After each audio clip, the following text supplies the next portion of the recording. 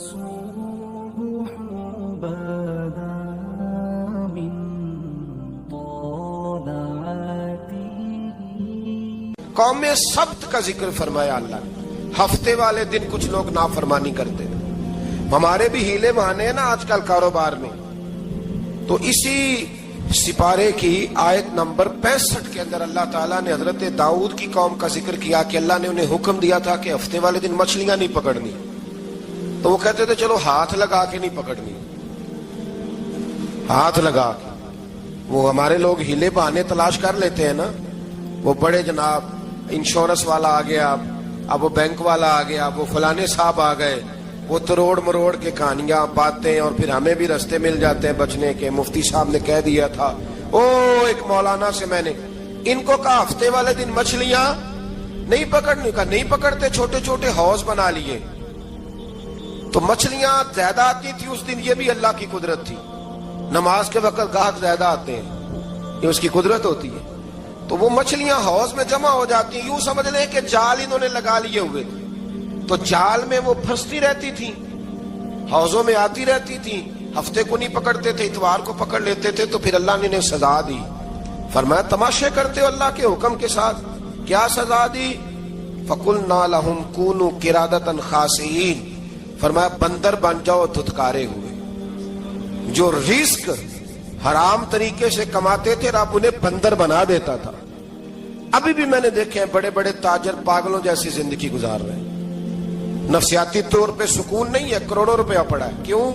اس لیے کہ رب کے بتائے ہوئے طریقے کے مطابق تجارت نہیں کرتے. آگے ایک اور دلچسپ بات آ گئی. بنی اسرائیل کے اندر نا ایک شخص نے اپنے چچا کو قتل کر دیا جائیداد کے لیے. یہ دیکھیں کب سے لوگ جائیداد کے لیے قتل کرتے آ رہے ہیں. چچا کو قتل کر دیا, اور قتل کر کے حضرت موسیٰ علیہ السلام کے پاس آئے کہ میرے چچا کو کسی نے قتل کر دیا ہے, تو بتائیں کیا کر دیں. تو آپ نے فرمایا کہ گائے ذبح کرو, اور اس کا ایک ٹکڑا مقتول کو مارو, مرنے والے کو. وہ خود اٹھ کے بتا دے گا مجھے کس نے قتل کیا. اب ارادہ نہیں تھا گائے ذبح کرنے کا, تو بہانے کرنے لگے. ارادہ نہیں نہ ہوتا تو پھر کیا ہوتے ہیں, کہنے لگے گائے کس طرح کی ہو, بوڑھی ہو کہ بچی ہو, رنگ کیسا ہو, جوان ہو کہ چھوٹی ہو, حال میں ایک دفعہ چلنا سیکھ گئی ہو یا ابھی نہ سیکھی ہو. تو بتاتے گئے تو رب بھی شرطیں بیان کرتا گیا. گہرے زرد رنگ کی ہو, حال کے اندر اسے نہ چلایا گیا ہو, پانی نہ نکالا گیا ہو, نہ بچی ہو نہ جوان ہو, اس کے درمیان ہو. یہ ساری شرطیں کہاں پائی جاتی تھی؟ حضرت موسیٰ علیہ السلام کی قوم کا ایک شخص تھا جو اللہ کا ولی تھا. وہ جب انتقال کرنے لگا نا, اللہ اکبر, دیکھو رب ولیوں کی اولادوں پر بھی کتنا فضل فرماتا ہے. وہ جب انتقال کرنے لگا تو ایک اس کے پاس چھوٹی سی بچیا تھی, گائے کی بچی. اس نے جنگل میں چھوڑ دی. کہنے لگا یا اللہ میں تیرے نام پہ چھوڑتا ہوں, میرا بچہ جوان ہو جائے تو اسے دے دینا, اور تو سرمایہ ہی کوئی نہیں. بچہ بڑا ہوا تو بچہ بھی بڑا نیک تھا, اپنی ماں کا بڑا فرما بردار تھا. اس کی ماں نے کہا بیٹا تیرے باپ نے ایک گائے چھوڑی تھی.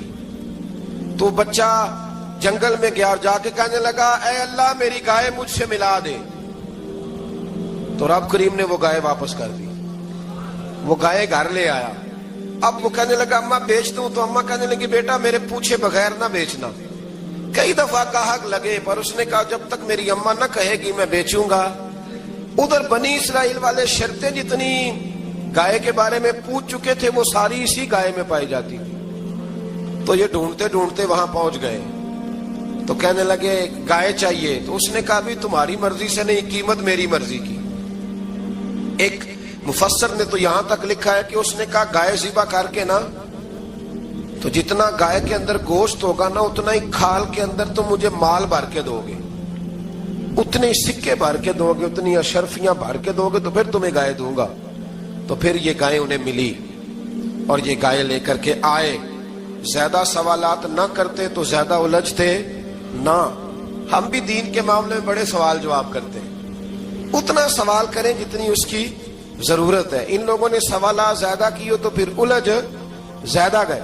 تو میرے بھائی اس کا ذکر بھی اللہ تبارک و تعالیٰ نے پہلے پارے کے اندر بیان فرمایا. پھر اللہ کریم نے فرمایا کہ کچھ ایسے لوگ بھی ہیں یہودیوں میں سے جن کا دعویٰ ہو گیا ہے کہ ہم اللہ کے بڑے پیارے ہیں. فرمایا یہ صرف ان کے منہ کی باتیں, یہ تو قیامت میں پتہ چلے گا نا کہ اللہ کا پیار کس کے ساتھ زیادہ ہے. اور پھر یہ بھی یہودیوں نے دعویٰ کیا ہے اسی پارے میں. اللہ فرماتے ہیں کہ ان کا دعویٰ ہے کہ ہم اللہ کے بڑے پیارے ہیں, جنت میں ہم ہی جائیں گے. تو اللہ فرماتے ہیں پھر مرنے کی دعا تو کرو, جنت میں تو مر کے جانا ہے نا. لیکن رب فرماتے ہیں یہ کبھی مرنے کی دعا نہیں کریں گے, اس لیے کہ انہیں پتہ ہے کہ ہم نے آخرت کے لیے کیا بھیجا. لے جی پہلا حکم آ گیا یا ایھا الذین آمنوا کہہ کے, پہلی آیت قرآن پاک کی پہلے سپارے میں پہلی آیت جس میں اللہ نے کہا یا ایھا الذین آمنوا. تو پہلا حکم آمنوا کہہ کے آیت نمبر 104 میں جو اللہ نے حکم دیا ہے نا وہ نبی پاک کی تعظیم کا حکم ہے. پہلا حکم ہی اللہ نے حضور کی عزت اور ناموس کا ارشاد فرمایا. پہلا اس ترتیب کے لحاظ سے وہ ہوا یہ کہ جب نبی پاک کو بات ارشاد کرتے تو صحابہ کرام اٹھ کے عرض کرتے رائینا یا رسول اللہ, حضور سمجھ نہیں آئی ذرا رعایت کر دے. تو یہودیوں کی عبرانی زبان کے اندر نہ ذرا کھینچ کے پڑھتے تھے رائینا, تو اس کا معنی بنتا تھا معاذ اللہ اے ہمارے چرواہے. بکریاں چرانے والے کو بھی وہ رائینا کہتے تھے. تو جب صحابہ یہ کہنے لگے تو اللہ نے منع ہی کر دیا. فرمایا میرے محبوب کے غلاموں اس لفظ کے پیچھے چھپ کے, اس لفظ کے پیچھے چھپ کے لوگ میرے نبی کی بے ادبی کر جاتے ہیں. تو جس لفظ کا کوئی ایک معنی بے ادبی والا بنتا ہو وہ لفظ بھی میرے نبی کے لیے نہ کہو. لفظ وہ والے کہو جس میں کوئی بے ادبی کا معنی نکلے نہ. یہاں لوگوں نے بڑے بڑے لفظ نہیں بول دیے پھر کہتے میرا مطلب یہ تھا, میرا مطلب وہ تھا. تو تو نے وہ لفظ بولا کیوں جس کا کوئی غلط مطلب بھی نکل سکتا تھا. اللہ نے فرمایا یا ایھا الذین آمنوا لا تقولوا رائینا, اے ایمان والو رائینا کہو ہی نہ. تو یا اللہ کیا کہیں؟ فرمایا وقولوا انظرنا, تم کہو یا رسول اللہ ایک نظر فرمائیے. انداز دیکھیے انظرنا ایک نظر. تو ہمارے بزرگ تو پہلے ہی بڑے پیار والوں نے کہہ دیا یا رسول اللہ انظر حالنا. کہتے کہاں سے لاتے ہو جملے؟ میں نے کہا اللہ کی کتاب سے. یا رسول اللہ انظر حالنا یا حبیب اللہ اسمع قالا. تو تم کہو انظرنا, محبوب نظر کرم کرے, واسمعوا, اور کیا ضرورت ہے دوبارہ پوچھنے کی؟ اللہ کہتا ہے پہلے ہی دھیان سے سنا کرو, پہلے ہی واسمعوا, پہلے ہی احتیاط سے سنو. وللکافرین عذاب علیم, اور کافروں کے لیے دردناک عذاب ہے. لے جی اسی پارے میں اللہ تبارک و تعالیٰ نے پھر اہل یہود کا ذکر کیا. تو یہود کہنے لگے کہ ہم حضرت ابراہیم کے ماننے والے ہیں. تو اللہ کریم نے وہ بھی ذکر کیا کہ میں نے تو ابراہیم کو آزمایا ہے. وَإِذِ ابْتَلَىٰ إِبْرَاهِيمَ رَبُّهُ بِكَلِمَاتٍ فَأَتَمَّهُنَّ, ہم نے ابراہیم کو کچھ چیزوں سے آزمایا ہے, وہ ہماری آزمائش پہ پورے اترے. قَالَ إِنِّي جَاعِلُكَ لِلنَّاسِ إِمَامًا, تو پھر ہم نے انہیں کہا کہ ہم آپ کو پوری دنیا کا امام بنائیں گے. وہ آزمائش کیا تھی؟ آگ میں جانا بھی آزمائش, بیٹے کا نہ ہونا بھی آزمائش, بیٹا ہوا تو پھر اسے وادی غیر ذی زرع ان میں چھوڑ کے آنا بھی آزمائش, بڑا ہوا تو پھر ذبح کرنا بھی آزمائش. فرمایا جہاں جہاں آزمایا ہے نا ابراہیم ہماری آزمائش میں پورے اترے. فرمایا تو مفت میں حضرت ابراہیم کی اولاد بنتے ہو اور ان کا نام لیتے اور ان کے ساتھ اپنا تعلق بناتے ہو, دیکھو تو صحیح وہ کتنی آزمائشوں سے گزرے. تو اس کا بھی اللہ نے اسی میں ذکر فرمایا. اور پھر وہ بات کرتے تھے حضرت یعقوب کی اور حضرت اسحاق کی. تو فرمایا وہ تو ہمارے اتنے خاص بندے تھے کہ وصال کا وقت بھی انہوں نے اپنی اولادوں کو نصیحت فرمائی تھی کہ اللہ کی توحید پہ قائم رہنا. اس کا ذکر بھی اللہ نے اسی پارے میں بیان فرمایا.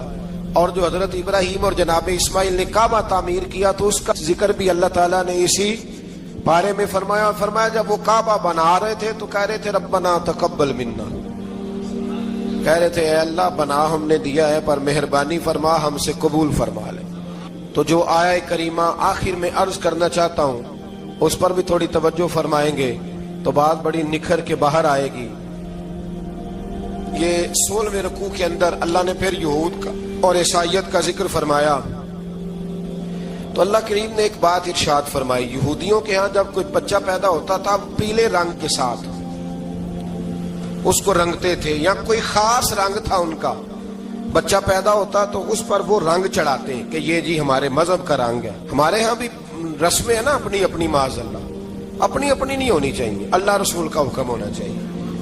تو یہودیوں کے ہاں بچہ پیدا ہوتا تو ایک خاص رنگ چڑھاتے, عیسائیوں کے ہاں پیدا ہوتا تو وہ بھی ایک خاص رنگ چڑھاتے. تو مسلمانوں کے ہاں بچے پیدا